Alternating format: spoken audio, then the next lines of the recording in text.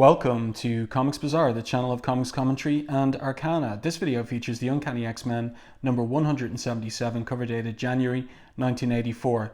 So this is an arresting, well-designed cover image by John Romita Jr. And he is inking his own pencils here as well, and this is very much inked with a brush. So a striking image of Wolverine with his face in deep silhouette.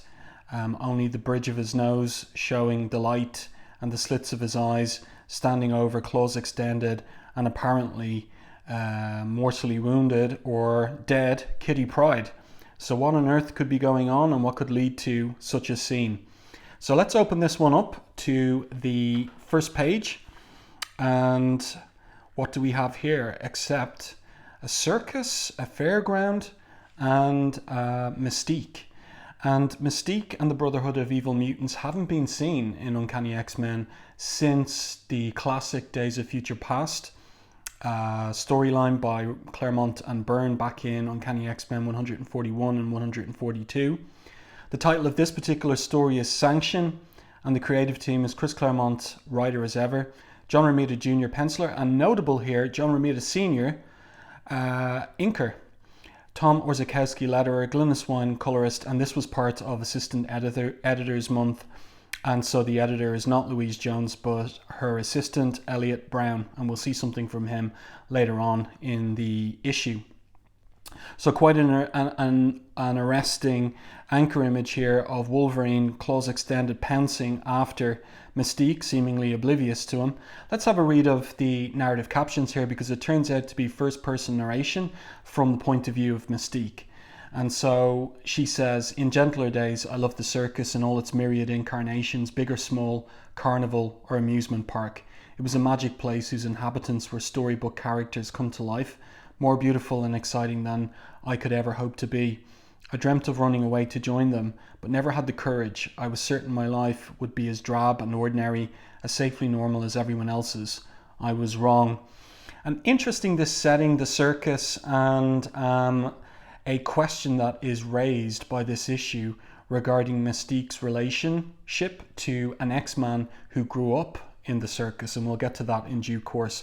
But let's see what happens here with Wolverine springing towards Mystique. Let's turn the page, and we have a fight on between the two. And Mystique says, "Fast as I react to Wolverine's attack, he still draws blood. My kick would have broken the neck of an ordinary man, but this X-Man's bones are laced with adamantium, the strongest substance known, making them virtually unbreakable." I like this panel here with Wolverine's claws and the light dazzling off them, and Mystique looking like she's in trouble. "His claws are forged of the pure metal, razor keen. They can cut steel girders with ease."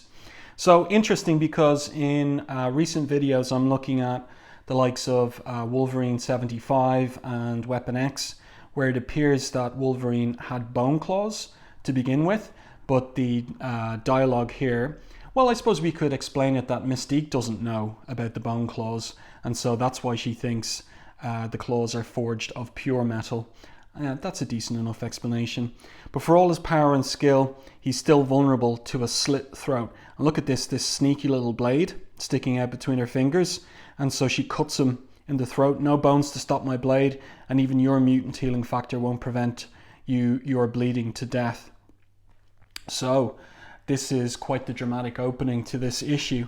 And then Kitty phases from the ground and comes across an apparently dead Wolverine. "There's no pulse," she says, "but how can he be dead? There isn't a mark on him." And then snicked, she's clawed through the guts and killed. And who does it turn out to be, except for Mystique? A shape changer, she says, who can duplicate anyone's face and form to perfection. And she removes the glove here, so she can reproduce anyone's face and form to perfection, but not their powers. And in the case of those claws with which she killed Kitty Pryde, she can't reproduce those with her powers. And so they were, the implication is, part of the glove here that she wore to trick Kitty to kill her. And then from behind comes, well, who could it be except for somebody emotionally involved with Kitty, and that is Colossus. And he says, she was a child, Mystique, who never did you any harm, yet you killed her. As I will you, Colossus, she says. And then, this is interesting because if you wondered what were these skulls on Mystique's costume, well, it turns out that they are flare skulls, or at least this one is, that she throws in the face of Colossus. And she says here, my flare skull explodes on contact, bright as the sun, its heat scarring and melting Colossus's armoured skin. But an instant later, his bellow of agony is echoed by one of my own. So she's blasted from behind by, well, who could it be? Cyclops, she thinks. And then she runs into the funhouse of mirrors. And she says, the optic blast nearly snapped me in two, must reach cover before he fires again. For all that pain, that shot was meant only to stun. Okay, but what's Cyclops doing back with the X-Men when he's supposed to be on honeymoon with Madeline? So we have a little mystery emerging here as regards what is going on, and is everything as it seems? And so Cyclops runs into the Hall of Mirrors in the funhouse, and he blasts Mystique, but it was what she wanted. So she set up a contraption here. Well, number one, it's a holographic projection of herself. Then the optic blast bounces off the mirrors and into a carefully placed amplifier module, each of whose lenses amplifies the beam's force 100-fold. So we see that happening here, making it powerful enough to penetrate anything, even a body composed of organic steel. So that takes out and kills Colossus. And then, while Cyclops is shocked by that, she comes behind and she garrots him. So that's pretty violent. And then she changes into this special costume, a specially designed combat suit, where she's attacked by Storm. And interestingly, you know, for an eagle-eyed reader paying attention, Storm is wearing her old costume and not the biker leathers that she has taken to wearing since her trip to Japan for Wolverine's non-wedding. So Mystique uses the suit to absorb the power of Storm's lightning, convert it into energy for her own use, and she sends it towards the fuel truck parked behind her, which blows up and incinerates Storm. So then Mystique, without Storm's winds to keep her aloft, falls into the big top, and she uses the canvas roof to slow her descent and the various apparatus to bounce around. And then she's faced by the next X-Man, and it is Rogue. So we're reminded of the fact that Rogue left Mystique and the Brotherhood of Evil Mutants back in issue 171 to join the X-Men to get the help of Professor X with the permanent absorption of the mind of Carol Danvers, which had been driving her crazy. And so now she's properly an X-Man. And so Mystique says to Rogue, I don't want to hurt you. I raised you. You're as dear to me as my own flesh and blood. And Rogue responds that she's an X-Man. She's left the Brotherhood and you for good. And she means to avenge her friends. So Mystique says she leaves me no choice. And she executes Rogue. And we learn that she howls like a mad dog, savaged by emotions she thought she put behind her decades ago, while a small part of me, she says, looks on with amused clinical detachment. And then the last of the X-Men appears. It's Nightcrawler. And he takes her on a jaunt of a series of teleportations. And she says here, the multiple teleports are intended to leave Nightcrawler's passenger totally incapacitated. The strain is almost more than he himself can bear. Much to his surprise, however, I'm not bothered by it at all. And that's interesting. Why would she not be bothered by Nightcrawler's teleportations? What could be an explanation for that? Why is she immune to being bothered by them? He's the last. With his death, my victory's complete, but I hesitate. So why is she hesitating? Why the compunction now when she was able to kill her own foster daughter? He doesn't. So Nightcrawler punches her out. The next thing I'm aware of is a cool cloth on my forehead, and equally cool hands pressed gently against a face I'm certain is swollen to 10 times its normal size. And then we're in an apartment with Irene, that's Destiny, and this is the cool cloth over Mystique's face. And who is this except for Arcade? So now we know that what we witnessed must have been some kind of illusion involving Arcade's robots of the X-Men, and indeed he explains. He says, I really had you towards the end there, Misty. Looks to me like my robot X-Men had you convinced they were the real thing. As one who possesses some small skill at mimicry, Arcade, she says as she transforms into a facsimile of him, I didn't think I could be fooled, but I was. However, that reality was what I paid you for. And Arcade, as he pops the champagne, says, I'm not in this for the books, I do it for the fun. A game like yours is on the house. So what is Mystique up to? Why would she have paid Arcade for such a game? And it turns out the explanation is, I'd like you to train my Brotherhood the same way by pitting them against your X-Men robots. No problem, says Arcade as he kisses her hands. But provided we use tonight's parameters, namely that one of those heroes won't be programmed to stun its foe but kill.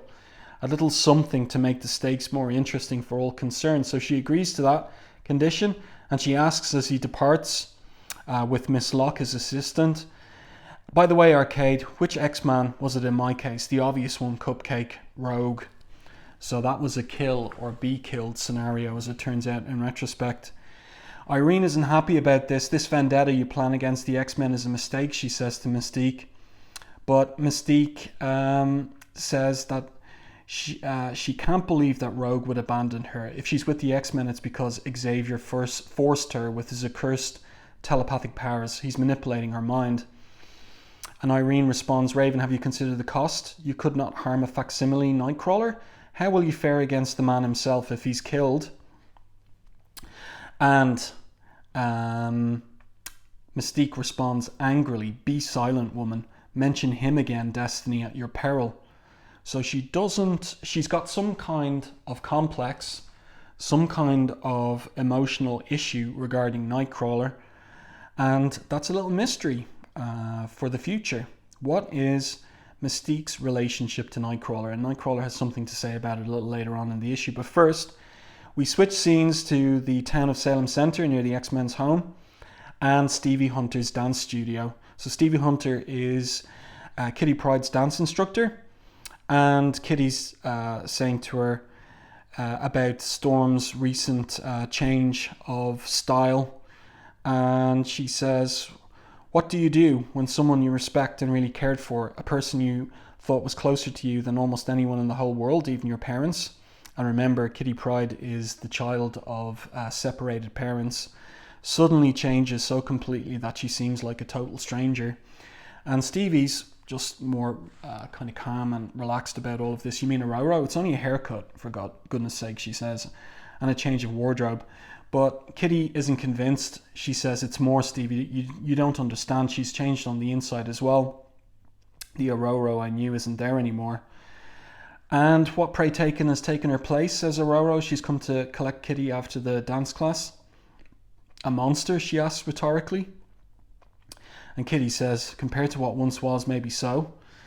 And Aurora herself says, the truly terrifying thing in all of this, Stevie, is that I fear she may well be right, that she has turned into a monster.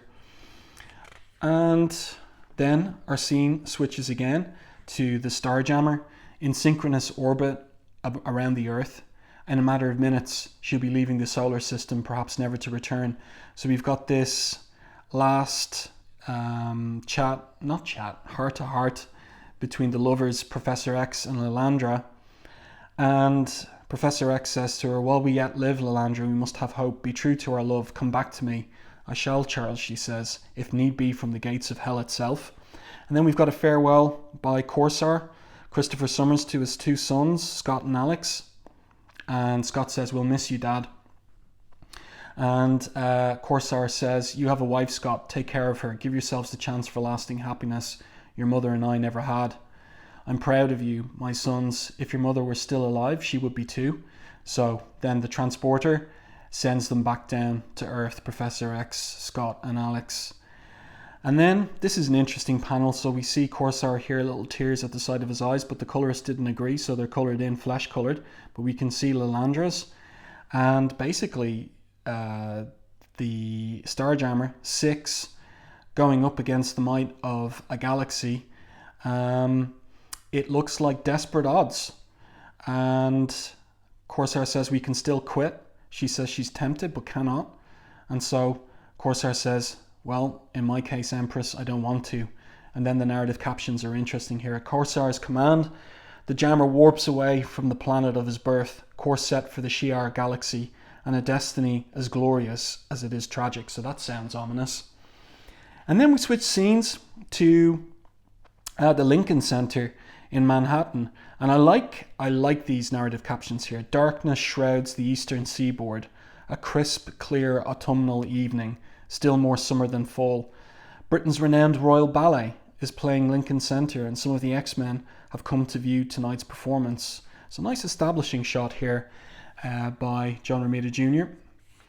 And then over the page, and who is pulling up to the Lincoln Center except for Colossus here, Kitty Pryde, they drop off, Nightcrawler and Amanda Sefton. And Nightcrawler teases Kitty here about maybe making out with Colossus while they're trying to find a spot to park the car. And then we have the interesting comment from Nightcrawler, who's been a bit moody according to Amanda, and he explains, I've been thinking about Scott and Alex, orphans most of their lives until Corsair arrived to give them roots and a heritage. I wish I was that lucky. Who am I, Amanda? Where do I come from? What is my real family? And she says to him, I know what Mom told me. She found you newborn and barely alive in a roadside shelter in the Black Forest.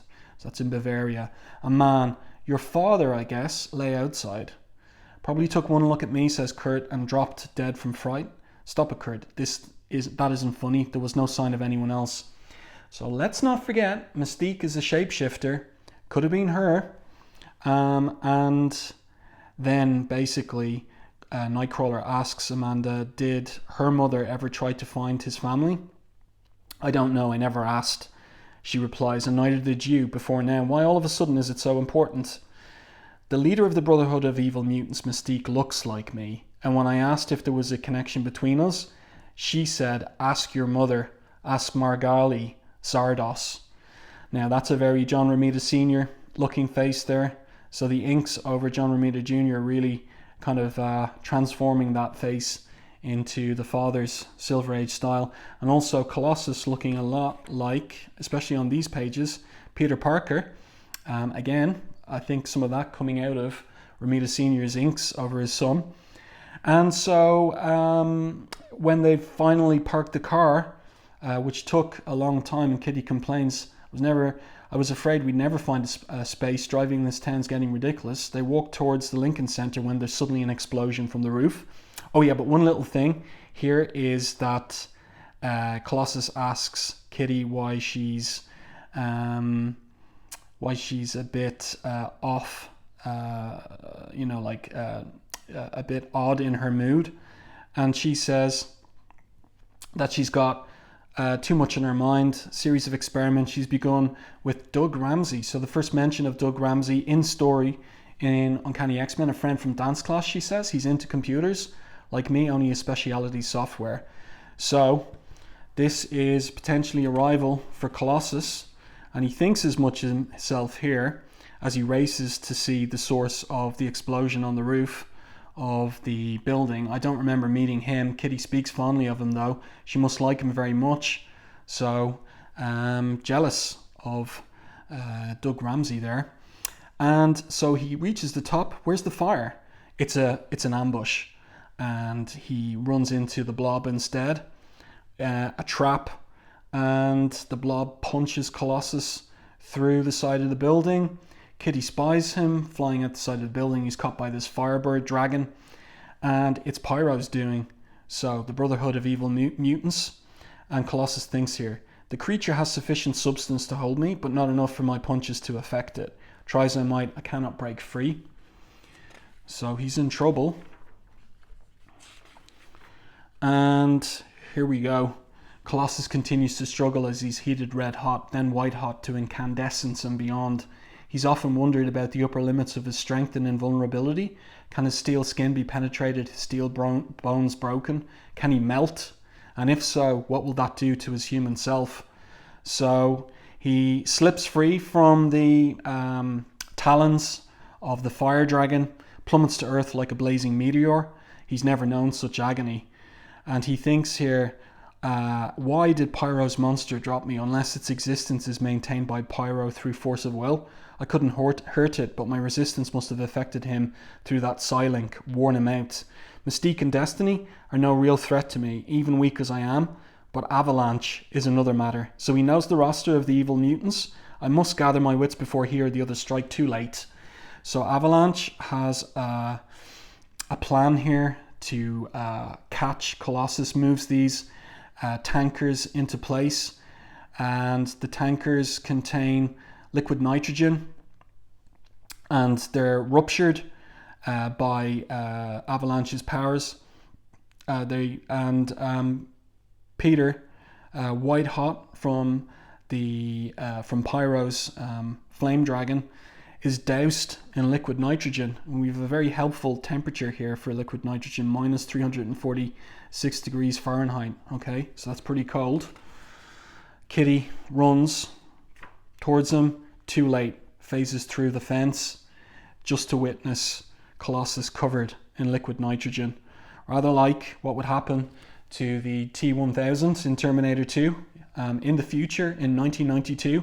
So how's Colossus ever going to survive this? Next issue, Hell hath no fury. Finish that Shakespeare quote, like a woman scorned. So obviously Kitty is going to take some vengeance for what appears to be Colossus's death in the next issue. And here we have Elliot Orr Brown, part of this assistant editors month, and he's taking measurements of the Blackbird. And then we've got Kitty and Professor X arriving to tell him to get lost, and Professor X booting him out of the hangar from taking those measurements. So, because Elliot Orr Brown responsible for many of the schematics in the Handbook of the Marvel Universe for buildings and things like the Quinjet and Blackbird and so on and so forth. So I do hope that you enjoyed this issue, Uncanny X-Men 177, part 1 of a 2-part story. If you enjoyed the story and the video, please like it in YouTube. And if you haven't done so already, subscribe to the channel and stay tuned for more content like this.